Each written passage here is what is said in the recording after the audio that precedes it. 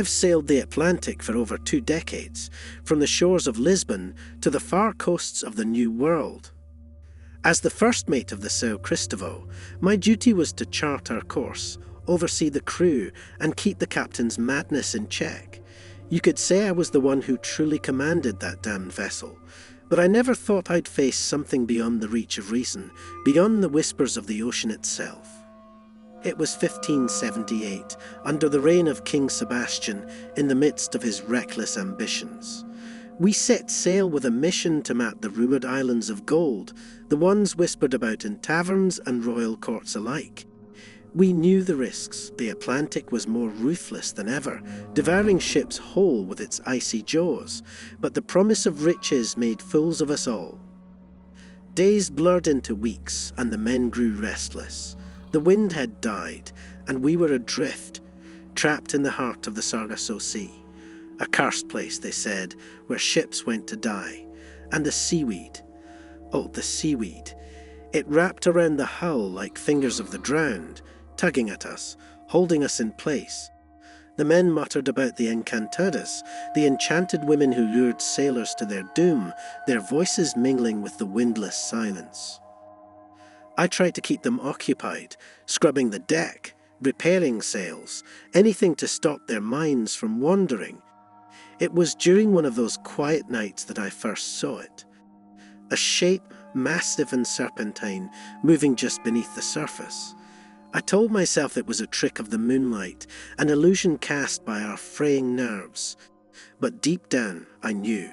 We had trespassed into waters that didn't belong to us. "First mate," came a shout from above.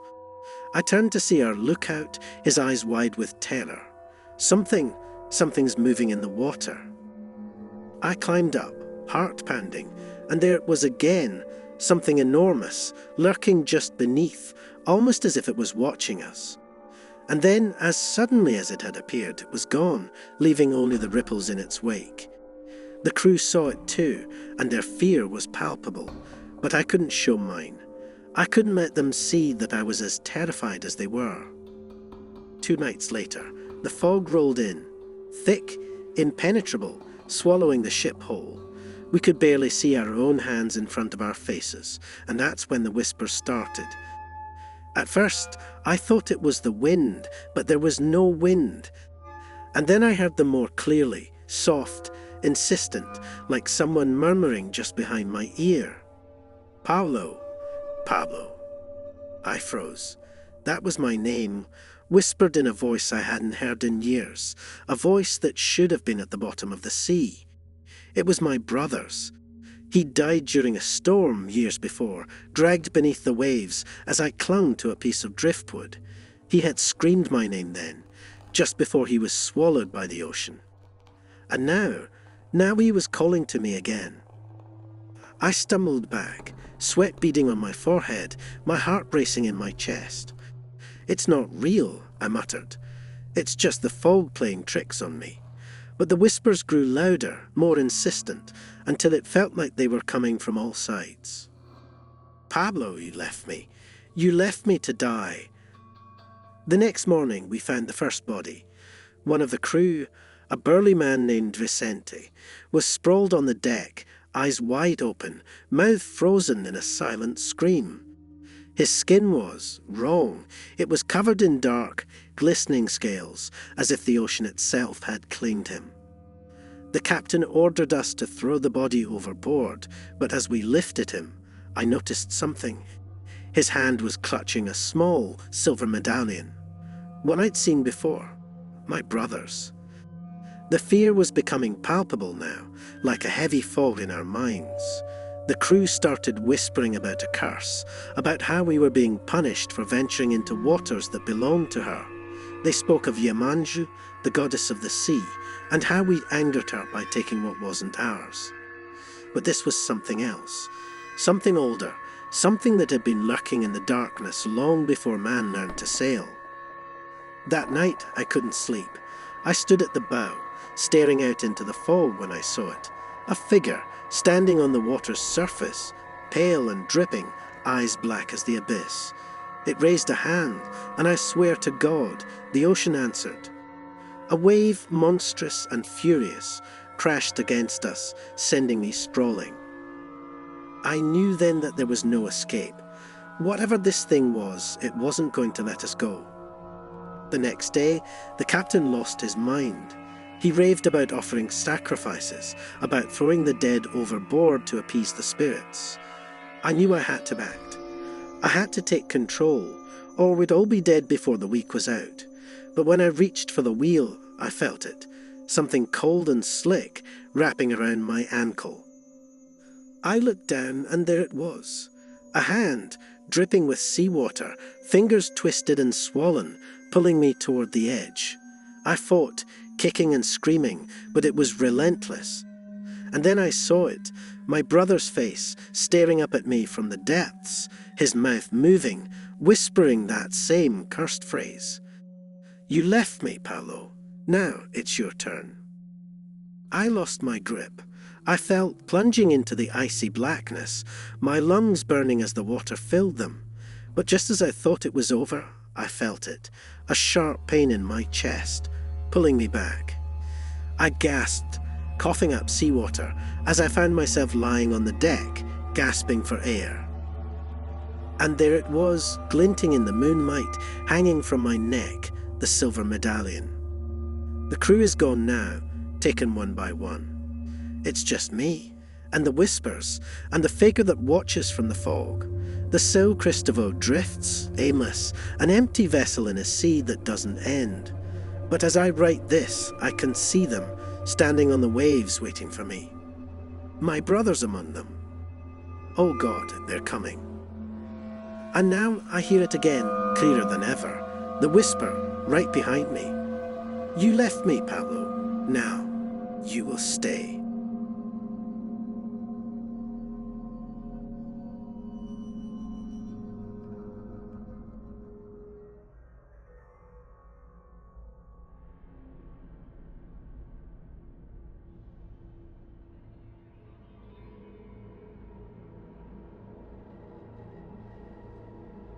No one knows exactly when the world began to fall apart.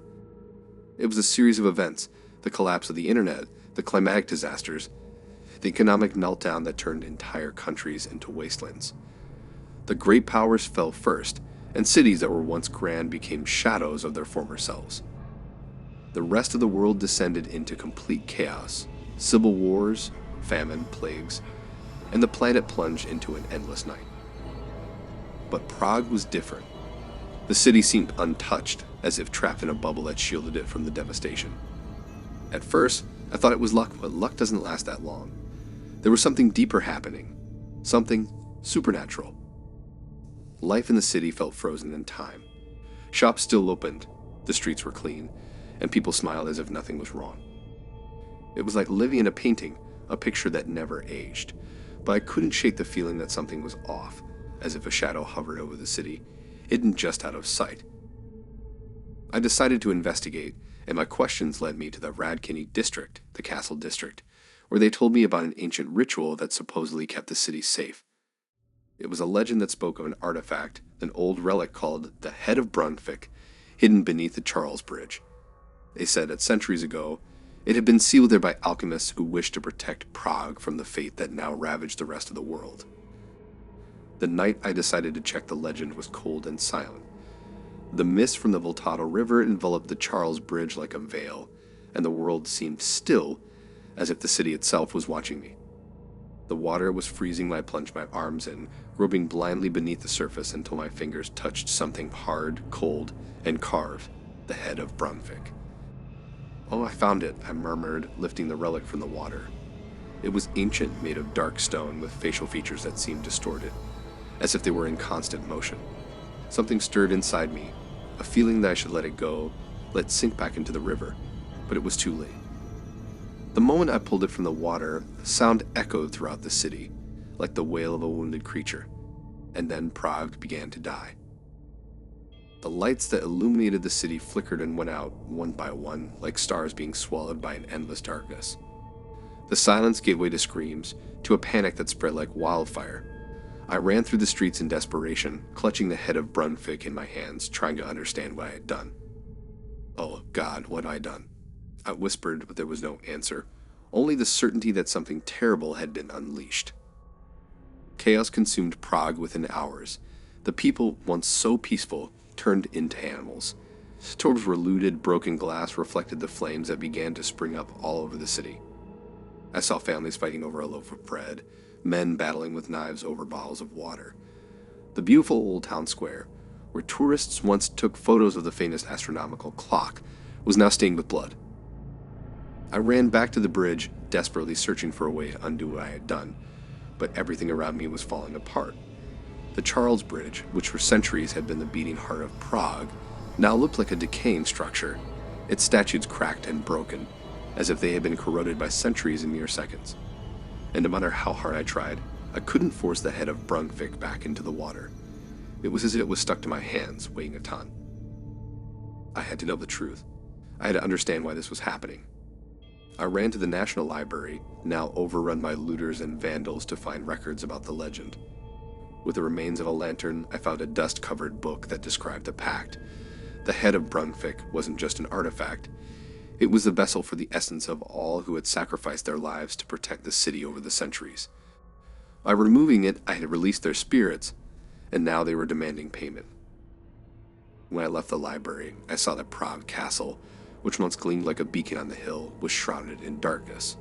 The Vltava, which once flowed peacefully, was now red like blood, and I could see strange shapes moving beneath the surface, as if the water itself was alive, hungry. I stumbled through the streets, watching people fight, buildings burn, and in the distance, I heard the sound of bells. But they weren't church bells. They were like metallic screams, echoing through the city. I realized then that they were Prague's screams, the city I had condemned with my curiosity. Oh, I had to find a way to fix this. I returned to the Charles Bridge, the wind now biting, carrying with it the whispers of the spirits I had freed. I tried to submerge the head back into the Vltava, but something held me back. A pale hand emerged from the water and wrapped around my wrist, cold and rigid like death itself. "You did this," the voice whispered. The same voice I had heard before, but now twisted, filled with rage and despair. "You broke the pact." The hand pulled me into the river, and I felt the freezing water invade my lungs, burning like ice. As I drowned, I could see the reflection of the city on the surface, a Prague in ruins, engulfed by the chaos I had unleashed. The last lights went out, the screams turned to silence, and I realized with horror that I had been the last to hear the breath of a city that had finally succumbed to the end of the world. I woke up on the riverbank, the head of Brunk beside me, intact, as if it had never left its resting place. But around me, the city was dead, plunged into a darkness that seemed infinite. Prague, the last bastion of civilization, was now just another ruin swallowed by the same void that had devoured the rest of the world. And me. I was just the final witness to a mistake that could never be undone.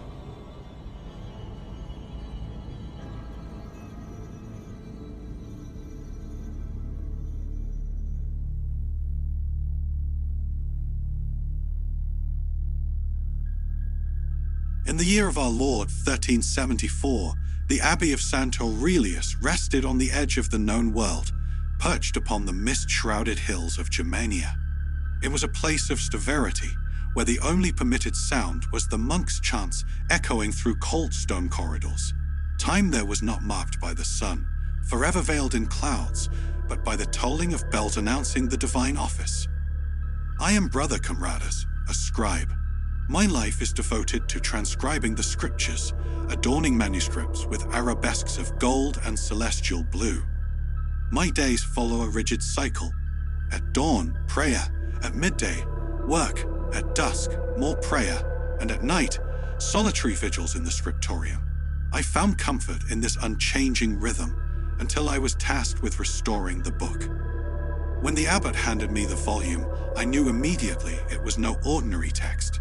Its cover was blackened leather, marked with symbols I did not recognize. Letters that seemed to writhe under the light. The parchment inside was fragile, but the abbot, his eyes stern, insisted it was my duty to restore it.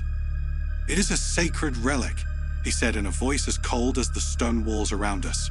I dared not ask more, though curiosity burned within me like embers beneath ash. The first night was uneventful.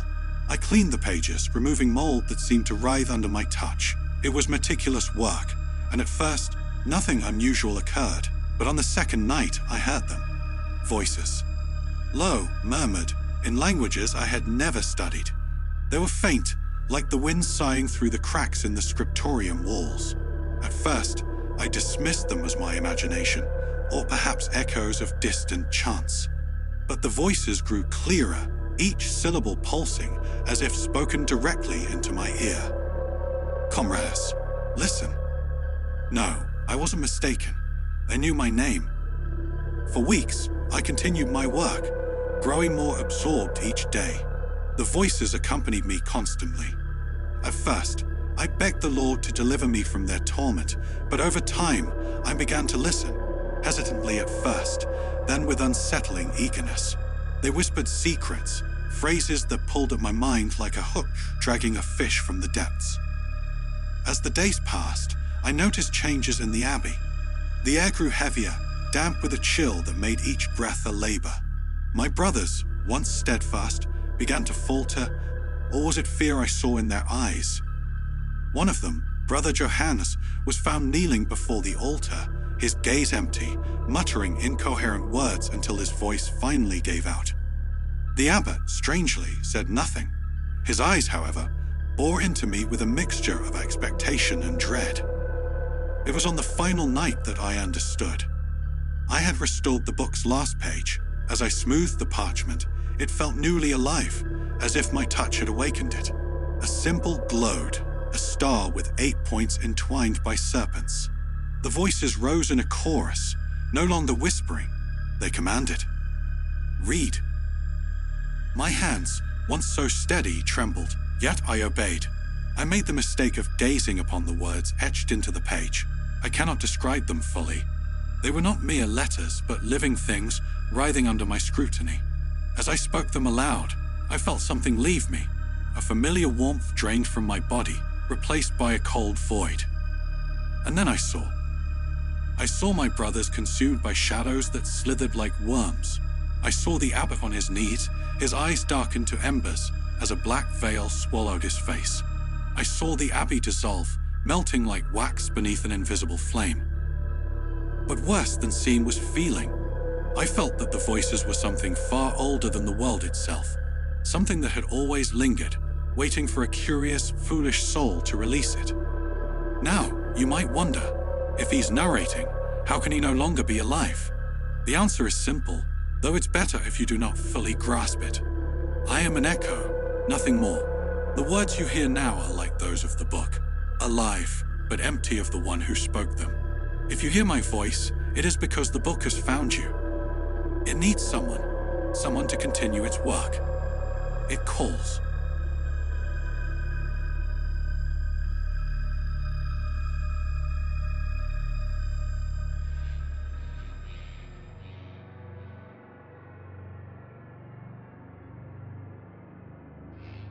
You know, I never believed in those stories. The ones you hear at station bars, about trains going nowhere, passengers disappearing. Nonsense, I always thought. Until I had to take the train. The old rusty one that snakes through the mountains of a forgotten region in Colombia. The name of the line, Ruta del Silencio, or the Silent Route.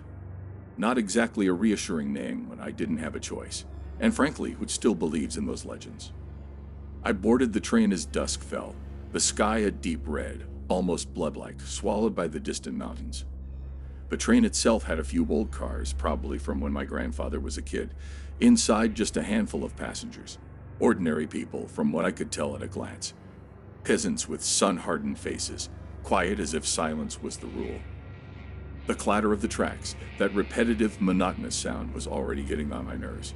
It was like a broken clock, a relentless tick-tock that wouldn't stop. A growing discomfort gnawed at me as the train moved deeper into the countryside, far from civilization. I tried to relax, but the silence of the other passengers was unsettling. They didn't look at anything, just stared into space. Then he appeared, the conductor. Pale-faced, lifeless eyes, like someone who had long given up on existing. He walked down the aisle without looking at anyone, a presence I'd called ghostly, if I believed in that sort of thing. He ignored me, as if I were part of the furniture. Typical, I thought. These guys never have a good day, but the unease stayed, growing like a tumor. Outside, the day began to die, and with it, what was left of the light. We passed through tunnels that seemed endless, each one darker and more claustrophobic than the last. With every tunnel, the air grew colder, as if the train was crossing into another world. I felt strange, like something was watching me from the other side of the metal walls. But it wasn't just paranoia, it was real. There was something there, I knew it. And then the first passenger vanished. I didn't notice it at first. An old man sitting a few seats away from me wearing a big hat, his eyes downcast. When we emerged from a tunnel, he was simply gone. All that remained was his hat, lying on the floor, as if it had been left behind. I looked around, trying to figure out what had happened, but no one reacted. The other passengers didn't move a muscle, didn't show any surprise. That hit me like a punch to the gut. The train kept moving, indifferent. Soon after, we entered another tunnel, even longer. When we came out of the darkness, someone else was gone. This time, a young woman who had been sitting at the front, staring blankly out the window. All that was left was her scarf, draped over the seat as if she'd been sucked away. My heart was racing now. I knew something was wrong, very wrong. But what? No one seemed to care. The train moved forward, impassive, as if the disappearances were just part of the journey. I tried to speak to one of the passengers, a man next to me. His skin seemed even paler than before. "Did you see that?" I asked, my voice full of urgency. He just stared at me, his eyes empty like black wells, and then he turned back to the nothingness, as if I didn't exist. I stood up, determined to do something. I had to find the conductor, get some answers from him. I walked through the cars, feeling the weight of something invisible on my shoulders. It was like walking through mud, every step harder. The train seemed alive, reacting to my presence, pushing me back, but I kept going. Finally, I reached the conductor's cabin. The door was slightly ajar, creaking. Inside, no one, just the control panel, dimly lit by a faint, flickering light, as if it had a will of its own. The train was moving by itself. A chill ran down my spine. This doesn't make sense, I thought. I looked around, but the silence was crushing. And then, out of nowhere, the door to the cabin slammed shut behind me, with a bang that made me jump. The train entered another tunnel, and the darkness swallowed me whole. I closed my eyes, waiting for it to end. When the light returned, I felt a presence next to me. I didn't dare look, but I knew I wasn't alone anymore. Something was there, breathing in sync with me, so close I could feel the cold air on my neck. I stood still, trying to control the panic. Finally, I summoned the courage and slowly turned around. But there was nothing, just emptiness. I tried to go back to my seat, but the car, it had changed. Or maybe it wasn't the car, maybe it was me. The people were still there, but they weren't the same. Something in them had dimmed. They were motionless, like statues, and I began to wonder if, at some point, I'd end up like that too.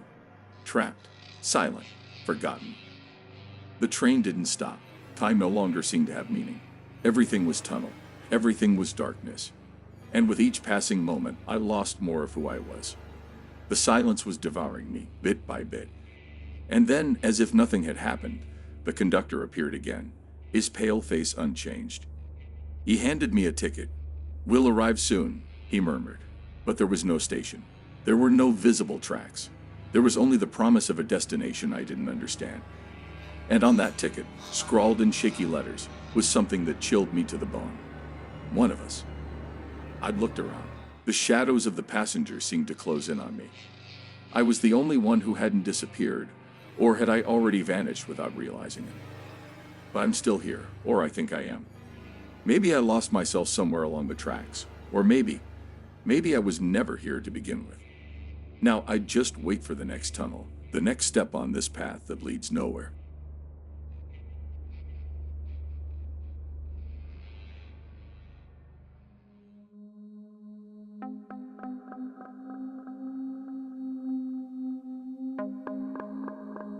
I do not know if it was pride, madness, or something more sinister that guided my steps that night, but I have often wondered, if my path had already been sealed by the unseen. Even now, when the shadows deepen and the winds carry whispers I dare not understand, I cannot forget what I saw, or what I believe I saw. Our village lay nestled on the edge of the great Atlantic forest, near the serpentine curves of the Paraíba do Sul River. The year was 1567, and the air carried the weight of conflict. The white invaders, the Portuguese, had begun their relentless encroachment, bringing with them strange tools, even stranger gods, and promises laced with deceit. As Tamoyos, warriors of these sacred lands, we fought with ferocity, but within our unity, fractures had begun to appear.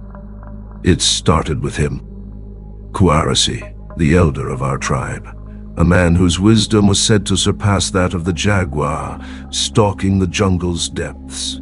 But recently his words grew strange, laced with warnings that made the boldest among us falter. He spoke of an alhanda, a spirit of torment, angry at the blood spilled upon the soil. He claimed that the forest's cries had reached him in his dreams, and that a reckoning would come if we ignored the warnings. Fool that I was, I laughed at his tales. The spirits will not punish the brave, I said, and yet I could not shake the unease in his clouded eyes. One evening, as the village prepared for war, Quaressi gathered us around the communal fire. His voice, low and rasping, held a peculiar cadence, as if he chanted in a language not entirely of this world. He spoke of a forbidden chant used only in times of great despair. This chant, he said, could summon the spirits to aid us, but its power was dangerous, for it demanded sacrifice, a toll none could fathom. Leave your foolish rituals for the old, I spat. My words carried weight among the warriors. I was young, sharp of spear and mind, and my bravado often silenced those who disagreed. The strength of our arms will prevail. My words were met with murmurs of agreement, though a few glanced nervously toward Quaressi, whose face was an unreadable mask. That night, I lay in my hammock, my mind restless. The jungle seemed alive with whispers, the rustle of leaves too rhythmic to be mere wind. And then, faintly, I heard it. A chant, low, mournful, and echoing through the dense canopy. I rose, spear in hand, and followed the sound, the rhythmic beat of my heart, a drum that quickened with each step. The forest was alive in a way I had never known, every shadow seeming to twist and writhe as if mocking my presence. As the chant grew louder, I realized it came from the sacred grove, a place forbidden to all but the elders. When I reached the grove, I froze. There, under the pale light of the moon, Quaressi knelt. His arms were raised, his voice weaving the chant in a language older than the trees themselves. Around him, strange carvings marked the earth, glowing faintly with a light that defied logic. "Elder," I barked, my voice trembling despite my attempt to appear resolute. "What are you doing here? This is madness." Quaressi did not turn. Instead, his chant rose in intensity, and for a fleeting moment, I swore the air shimmered as if the veil between worlds had thinned. Then I saw them. Ice. Dozens? No, hundreds, blinking from the shadows of the grove. They were not human. "Leave," he hissed, his voice breaking for the first time. "You cannot undo this now." But my pride overcame my fear. I stepped forward, my spear raised. "You endanger us all with your folly," I cried, preparing to drag him away. But then, the ground beneath me shifted. No, not shifted. It breathed. The earth pulsed like a beating heart, and I stumbled, my spear falling from my grasp. The carvings around Quaressi flared brighter, and I realized the chant had ceased. The elder turned to me, his face pale and hollow, his eyes filled with something I could not name. Was it pity? Fear? "You do not understand," he whispered. "You were never meant to be here." The jungle roared to life. Shapes emerged from the shadows, figures tall and spindly with faces that seemed both human and animal. Their movements were disjointed, as if the very act of existing in this world caused them pain.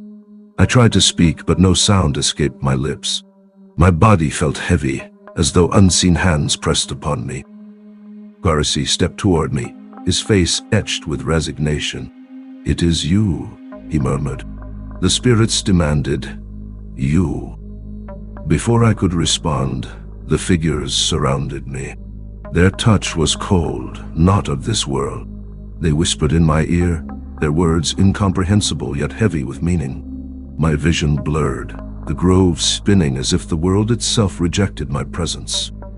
And then, there was silence. When I awoke, I was alone in the grove. The carvings had vanished, and the moon's light now seemed weak, unable to pierce the suffocating darkness. I stumbled back to the village, my mind a storm of confusion. But when I arrived, I found it deserted. No fire burned, no voices called. Only the oppressive hum of the jungle remained. I sit here now, recounting these events, yet I cannot say what is real. Was it the spirits? A trick of the mind? The silence of the village haunts me, for it seems louder than any chant, any scream. And sometimes, when the wind is still and the jungle falls quiet, I hear it again, the forbidden chant. It calls to me.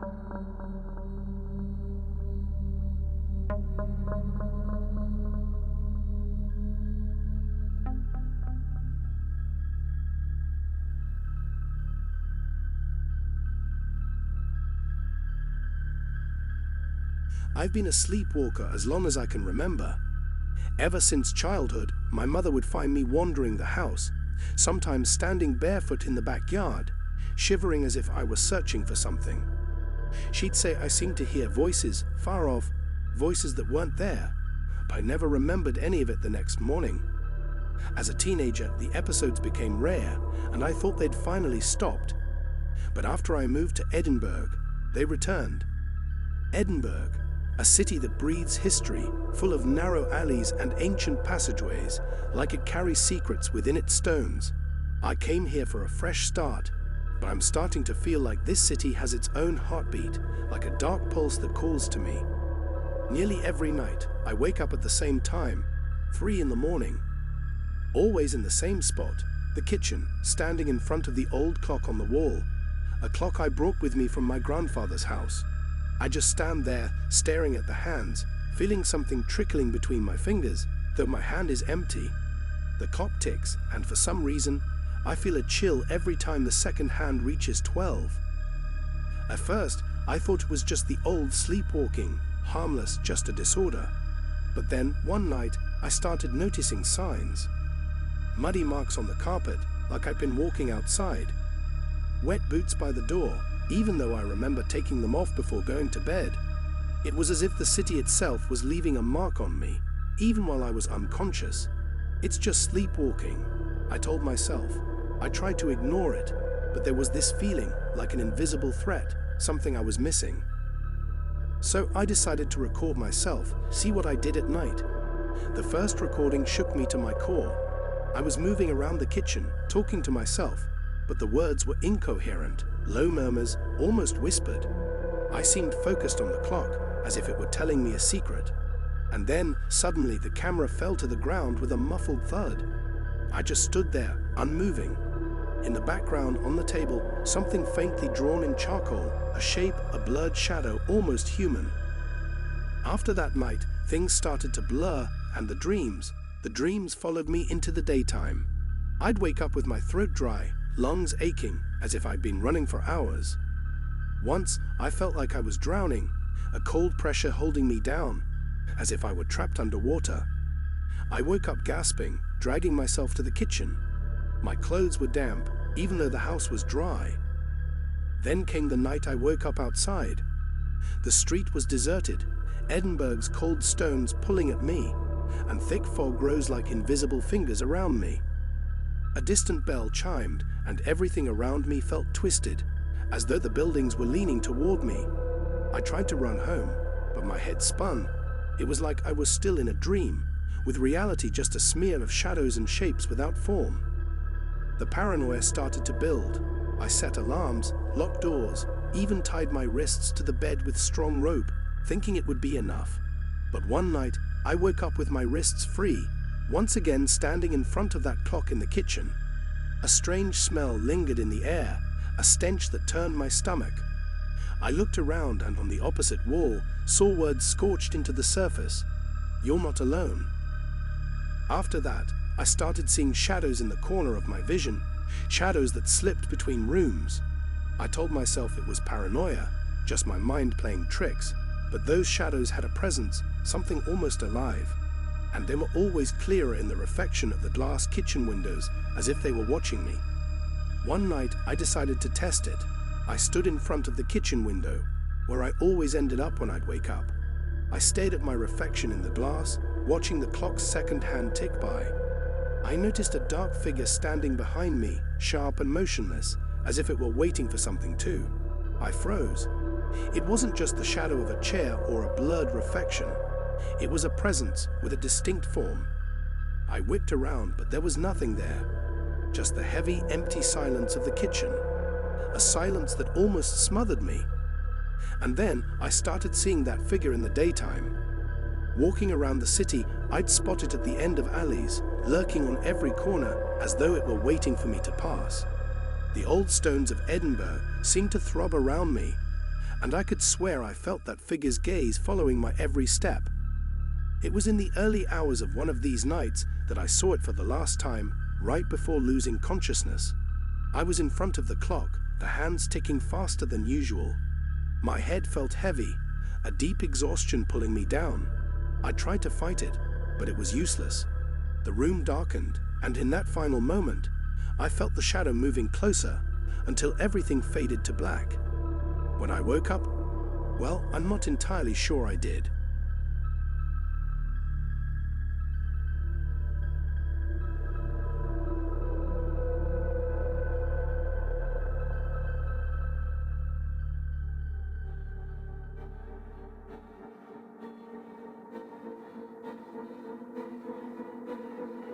It was a stifling summer day in Goa, the kind of heat that made the sand on the beach feel like it was on fire, burning under my bare feet.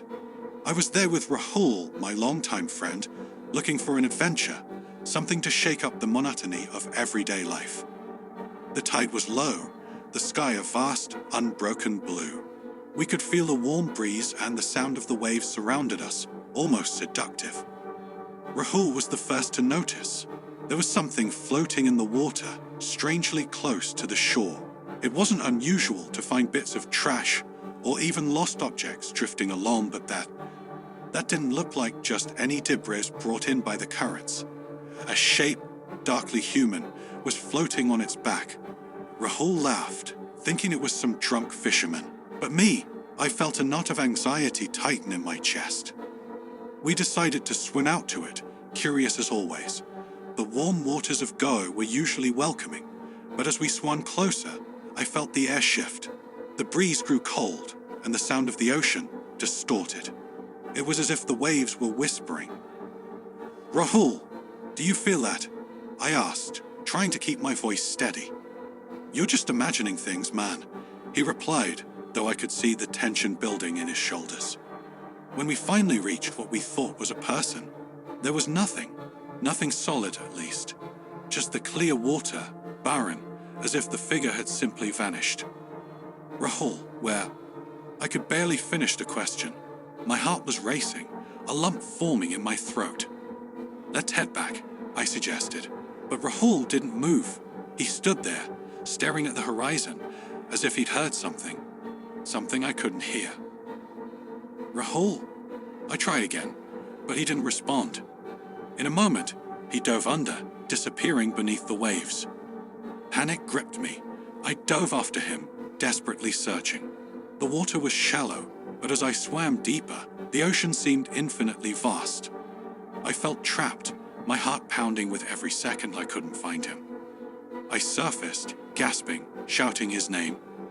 Nothing, just the muffled sound of the wind and the ocean, which now felt indifferent to my despair. Desperate, I swam back to the shore. My legs were shaking as I finally reached the sand. I looked back, expecting to see Rahul emerge, but he never did. I ran, shouting for help, but the beach was empty. The few tourists who had been there had disappeared, and the locals selling their trinkets were gone too, as if they had never been there. In the distance, I heard a sound, a soft, almost melodic sound, coming from the waves. A voice, familiar. It was Rahul. Heart pounding, I followed the sound back to the ocean. The voice grew closer, calling to me. He had to be alive. He had to be. But something deep inside me knew I shouldn't go. Something screamed at me to stop, to run. And then I saw them, shadows in the water, dancing beneath the waves. It was like the sea was full of things, shapes I couldn't understand. What was that? Hallucination? Fear? I didn't know. But something pulled me back into the water, as if the ocean itself was swallowing me. I walked to the edge, my heart racing. The psalm was irresistible, and the moment the water touched my feet, coldness crept through me, chilling me to the bone. I couldn't think straight. My head was spinning, but all that mattered was finding Rahul. I waded in deeper. Each step felt heavier, as if the waves were dragging me down. But I kept going, until there was no beach behind me. Suddenly, I felt something grab my ankle. I looked down and saw nothing but the darkness of the sea. I tried to scream, but my body was paralyzed. The water now reached my chest, then my neck. The sound of the psalm, that soft, hypnotic melody, now sounded like a distant scream, a cruel laugh. And then, in that final moment, I understood. The ocean never wanted to give Rahul back, and now it wanted me to.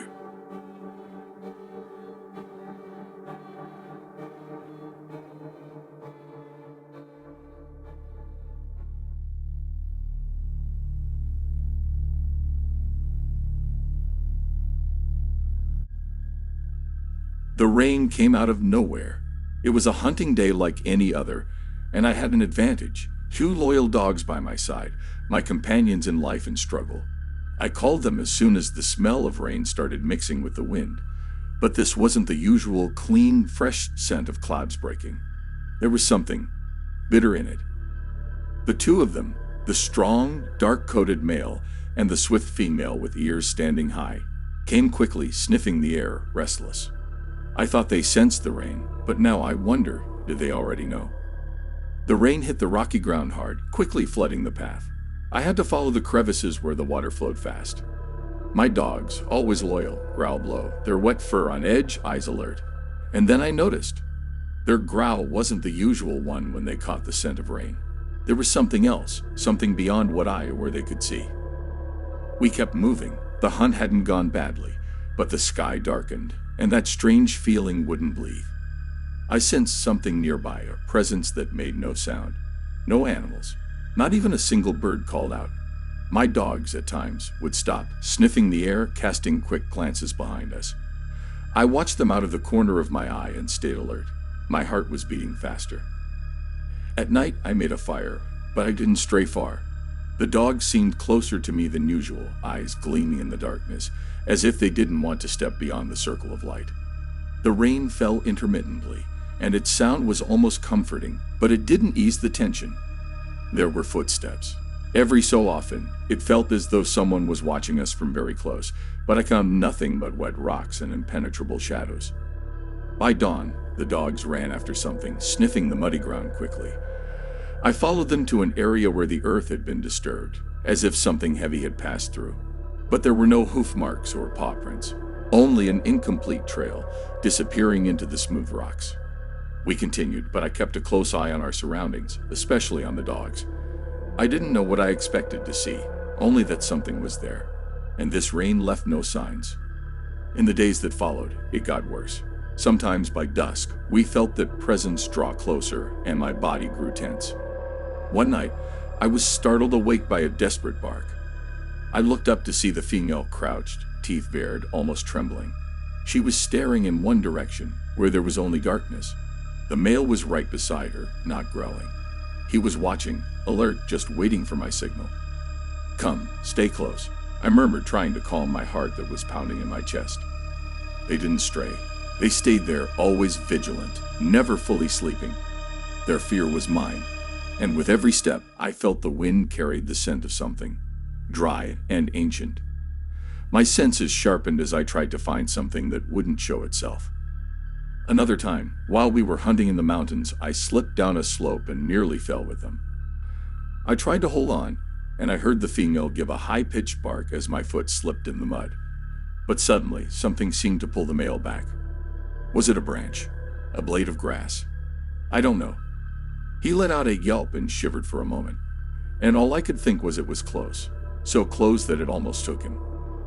That night, the rain returned heavily, and everything was so dark that even the fire seemed small. We sat together, the three of us in the cave, rain drumming against the entrance. The feeling, it crept closer, came without warning, weighing down the air. I didn't know if it came from the rain or the fire, but it was there. I slept little. When I woke, I saw the male staring out at the mouth of the cave. He wasn't growling, he was just watching.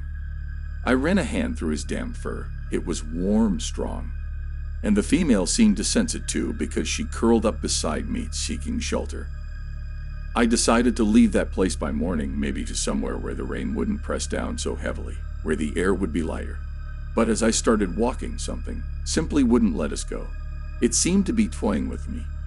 There were tracks along the path, tracks of something that seemed to have just passed. But when I approached, I saw they weren't tracks of any animal or man. It was as if the ground had been pressed without weight, as if only a mark remained. The dogs sniffed cautiously and backed away, and I followed them. I never found what was following us. All I know is that, on that last night, under the final rain we endured, I felt that this was the end of our flight. But when I looked to either side and saw the two dogs beside me, their eyes reflecting the firelight and the fear in the depths of their gaze, I understood that together we had something that presence could never touch. And maybe, just maybe, that's what drew it to us. And so we continued.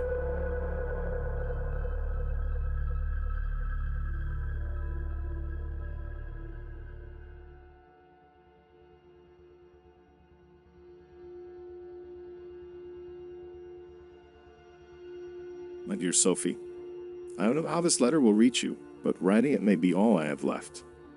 I am buried in this hell. Everything here reeks of iron and mud, a smell that never leaves the air. Every breath feels like I'm inhaling the war itself. The endless snap and roar of explosions never stop. Sometimes it comes so close that my chest shakes, and the ground beneath us shudders as if it's swallowing everything around. I'm writing from a hole we dug ourselves, a trench where men, or what's left of them, curl up, trying to escape something none of us can see. I've lost count of how many have fallen here. Each of them goes like a shadow being erased into the dirt. Just yesterday, right next to me, Jean's eyes suddenly closed, and when I touched him, his body was cold, as if winter itself had reached him before dawn. He slipped away without a sound, without a fight. And I'm not the only one who feels it. This ground grows hungrier by the day, like it's pulling them all down. The gunfire never stops, and at night, it's even worse. The men around me mutter things that make no sense, like they're speaking to ghosts. Their voices are low and broken, but they carry something that feels like a warning. Some say the earth is cursed, that it feeds on us, that we're nothing more than scraps for it. Just last night, while I was on watch, I felt something strange, like invisible hands gripping my feet, pulling me into this wet, sinking ground. To my left, Francois had some sort of fit last night. He was screaming that the earth was calling his name, and before I could reach him, he was lying face down in the mud, curled up like a child hiding from a nightmare. He was shaking, and in his eyes I saw a raw terror. We're no longer men here, Sophie. We're shadows moving only by an instinct for survival that doesn't feel natural anymore. Every night, someone vanishes into the smoke, and by morning, only the place where they last stood remains marked in the mud.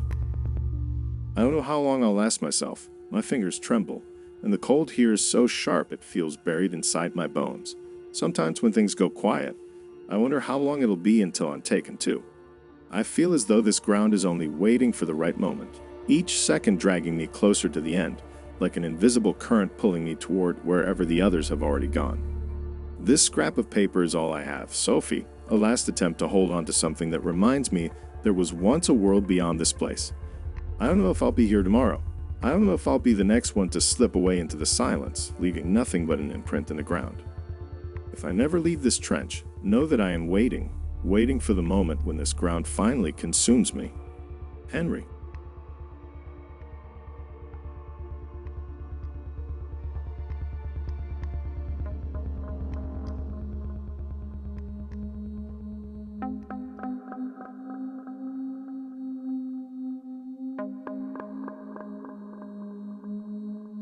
This story takes place in Salvador, Bahia, a city that during the day pulses with heat and life, but at night holds shadows and secrets in its alleys, among old houses and the distant murmur of the sea.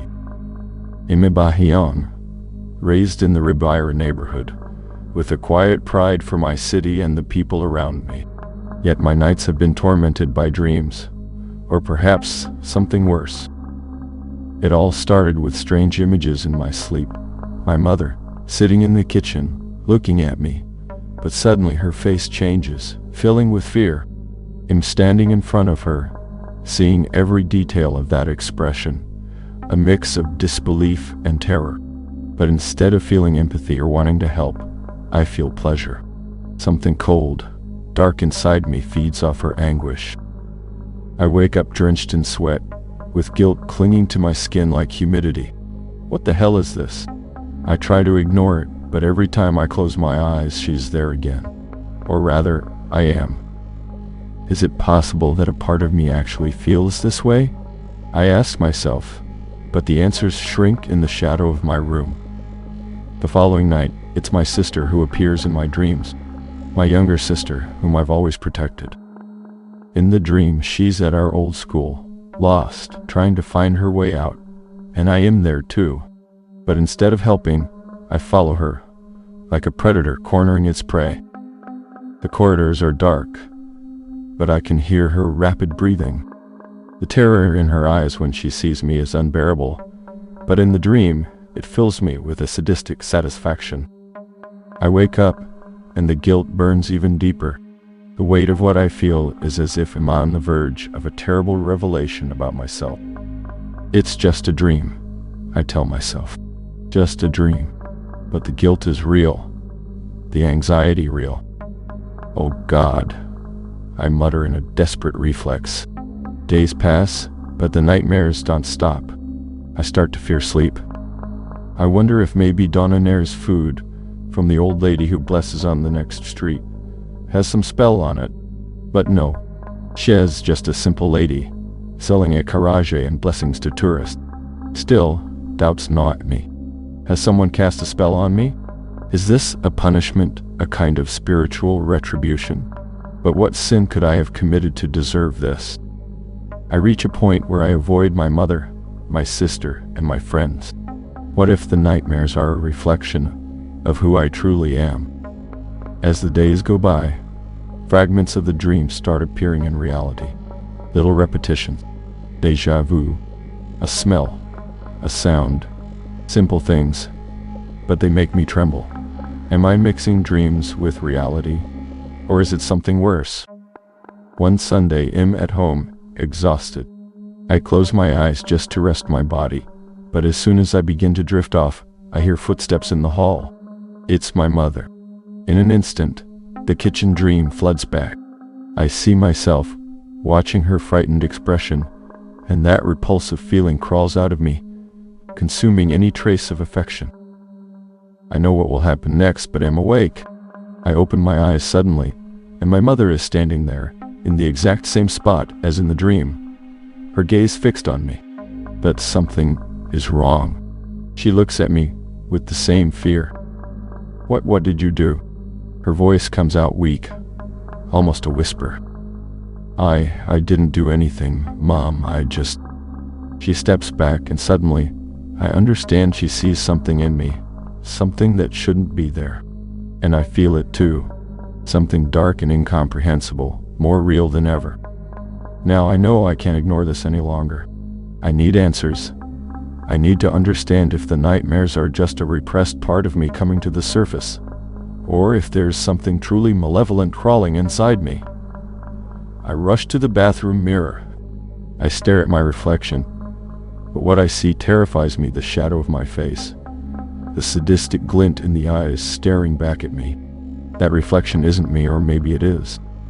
This can't be happening, I murmured to the mirror, trying to convince myself, trying to strip away that dark gaze. But deep down, I know this has already gone beyond any rational explanation. The following nights are even worse. My mother begins to avoid me at home. People around me seem to notice something, or maybe it's just my paranoia taking over. On the last night, before I consider running from it all, I have one last dream, and in it, am alone, in a cemetery at the edge of the city, at an open grave. I hear voices in the distance, familiar ones, but they call to me with fear and sorrow. I try to wake up, but am trapped. I close my eyes in the dream, and when I open them, am still there, still feeling the cold earth. I try to move, but my body is heavy, my arms unresponsive, and I understand this isn't a dream. The horror is unbearable. And then, as if an invisible blade severs my last link to sanity, I decide it's better to end this myself. Not because I'm being pursued, not because I fear some supernatural being, but because I can no longer trust myself.